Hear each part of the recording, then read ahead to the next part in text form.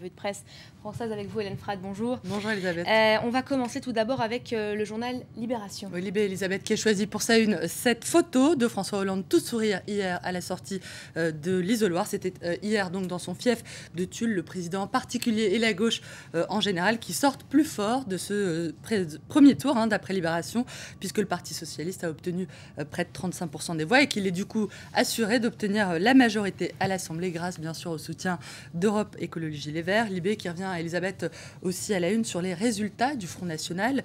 13,6%, c'est un résultat très haut, mais qui est moins élevé que pour la présidentielle. 13,6%. Ça ne va d'ailleurs peut-être pas suffire au FN pour entrer à l'Assemblée, puisque le taux d'abstention historique de ce premier tour, plus de 42%, on le rappelle, limite le nombre de triangulaires au second tour et du coup diminue aussi les chances des candidats du Front National. Libé, Elisabeth qui explique ce matin que la logique des institutions de la Ve République a finalement joué à plein et que les électeurs ont voulu donner à François Hollande les moyens d'agir. Je cite, d'après Libé, les rapports de force au sein de ce qui sera peut-être la future majorité seraient aujourd'hui très nets. On serait, je cite toujours Libération, sur un quasi monochrome rose avec quelques franches touches rouges et de petites traces vertes. Bref, le PS demeurerait le mastodonte de la gauche et l'hypothèse qu'il y ait assez de députés pour exercer à lui seul les pleins pouvoirs au Palais Bourbon serait ce matin, d'après Libération, toujours ouverte. Libération qui nous parle aussi à gauche du mauvais score du Front de gauche. Le parti de Jean-Luc Mélenchon n'est pas parvenu à transformer l'essai de la présidentielle. Lui-même n'a pas réussi à se hisser au second tour à Hénin-Beaumont face à la patronne du FN, Marine Le Pen. C'est aussi d'ailleurs la première fois que le Front de gauche recule depuis sa création. C'était il y a 3 ans.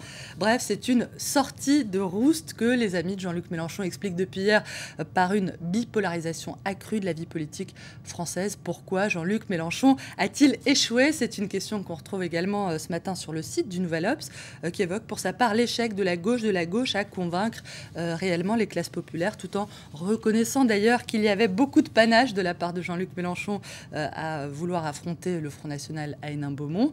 L'échec de la gauche, où ça, à en croire le quotidien L'Humanité, qui préfère se réjouir de ce que la gauche vire réellement en tête de ce premier tour, tout en évoquant lui aussi la bipolarisation de ce scrutin.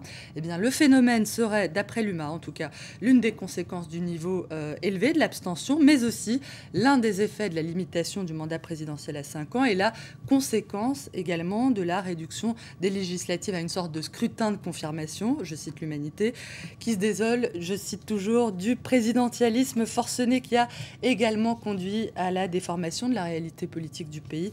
Problème encore amplifié par l'absence de proportionnel, d'après le journal. La bipolarisation de la vie politique qui nuit aussi à la santé des centristes. Le Figaro revient ce matin, Elisabeth, sur la mise en ballottage du patron du Modem, François Bayrou, qui est en très très grande difficulté dans le Béarn, au point que ce matin, certains évoquent le problème, la question de la survie de son parti. Pour le moment, donc, avantage à la gauche, avantage perçu toutefois avec pas mal de nuances. Alors, le journal La Croix nous parle d'avantage tout court. Le Parisien évoque pour sa part un net avantage à gauche, même si le PS n'est pas sûr d'obtenir à lui seul la majorité absolue. Et c'est à voir à la une avec François Hollande, cette fois au moment où il a glissé son bulletin dans l'urne, un geste qu'a accompli également son Premier ministre, Jean-Marc Ayrault. Vous l'avez rappelé, c'était hier à Nantes. Il a été réélu dès le premier tour.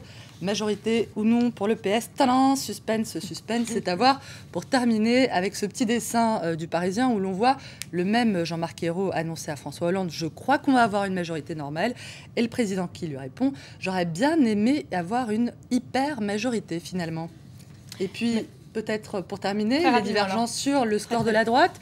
Si à gauche, on parle de petite bérésina pour l'UMP depuis hier, et bien à droite, et notamment du côté du Figaro, on préfère contre-attaquer, agiter le chiffon de l'État PS, ou comment une nouvelle victoire de la gauche équivaudra à lui accorder en quelque sorte les pleins pouvoirs. Le Figaro qui rappelle aussi, Elisabeth, ce matin, que l'abstention record de ce premier tour rappelle que nous ne sommes décidément plus en 1981 et qu'il n'y a cette fois ni appétit de gauche ni volonté de changer la vie. Fin de citation. Merci beaucoup, Hélène.